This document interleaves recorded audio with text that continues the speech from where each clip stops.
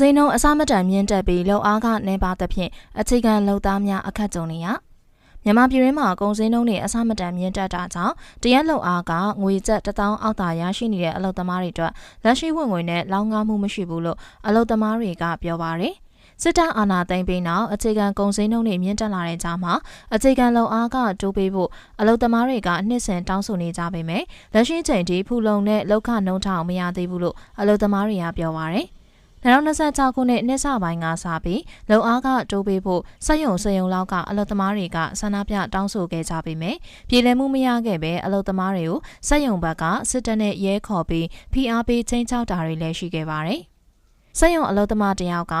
ရပောင်း30နဲ့တွားစားလိုက်မယ်ဆိုရင်ညီမတို့အိမ်လာကားနဲ့စားစိမ်းနဲ့စံတပြည်တောင်အနည်းဆုံး8000ကျပ်ရှိတယ်။ဒါအလဲလက်တန်းစားရဲ့စံစီပေါ့။လုံးဝအဆင်မပြေဘူး။မလောင်းကားတာဖြစ်တဲ့အတွက်လောကလာစာအဆင်မပြေဘူး။ဒေးဂျေတိုးတောင်းတဲ့ခါမျိုးမှာလောကလာစာနေတယ်။1000နဲ့တောင်မလောင်းကားတာတလားကိုဒေးဂျေပုံမှန်73သိန်းပဲရှိမယ်ဆိုရင်ညီမတို့မိဘတွေကိုလည်းပြန်မပေးနိုင်ဘူး။ဒေးဂျေတိုးတောင်းတဲ့ပုံမှာလည်းတိုးတောင်းတဲ့ယုံတွေမှာအလုပ်သမားတွေကဖိနှိပ်ခံရတယ်။စစ်တပ်ခေါ်ပြီးချိန်ချောက်ခံရတယ်။လူမိုက်တွေခေါ်ပြီးတော့လည်းချိန်ချောက်ခံနေရတယ်လို့ပြောပါတယ်။ရန်ကုန်မြို့မှာနေထိုင်စရိတ်ကြီးမြင့်လာပြီးအိမ်ငါးကားတွေကအနည်းဆုံးကျပ်3သိန်းခွဲကနေ3သိန်းဝန်းကျင်ထိရှိနေပါတယ်။လက်ရှိချိန်မှာတော့အဆောင်ငါးကားတွေကအနည်းဆုံးကျပ်8000ခွဲကနေ3သိန်းဝန်းကျင်ရှိနေပြီးတရက်ဒေးဂျေ1000ခွဲရရင်တော့နေစရိတ်နဲ့စားစရိတ်မှာကုန်သွားတဲ့အခြေအနေဖြစ်နေပါတယ်။စက်ရုံအများစုကအနည်းဆုံးလောက်ခလာစာကိုကျပ်4800ပေါ်မှာအခြေခံတွက်ချက်ပေးတာဖြစ်ပြီးအပိုထောက်ပံ့ကြေးအပါအဝင်9800ကျပ်နှုန်းထားကလည်းလက်ရှိကုန်စည်နှုန်းနဲ့မကိုက်ညီတဲ့အခြေအနေဖြစ်နေတယ်လို့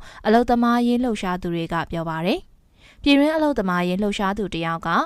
အခုလေဘာမားကမှာ9800သတ်မှတ်ထားပေမဲ့တကယ်တမ်းက9800နဲ့ပေးတဲ့ဘဲစက်ရုံမှာဘယ်သူမှလုံးမှာမဟုတ်အခုပဲစက်ရုံတွေမှာ12500တို့11000တို့ဆန္ဒပြတောင်းဆိုနေတာမရအောင်ဆိုရင်အလုပ်သမားကထွက်သွားမှာပဲဘဲစက်ရုံမှာ13000ပေးတယ်14000ပေးတယ်ဒီလိုပဲရွှေ့သွားကြတာပဲဘာလို့တတ်မှမနှမျောဘူးဘာရော်ကြီးမှလည်းမနှမျောဘူးအဲဒီတော့ဒီလေဘာမားကမှာကလိုက်ပြီးတော့လက်ရှိဖြစ်ပေါ်နေတဲ့ကုန်စည်နှုန်းတိုင်းပေးမယ်ဆိုရင်အနည်းဆုံးလောက်ခလာစာကိုပြောင်းလဲရမယ်လို့ပြောပါတယ်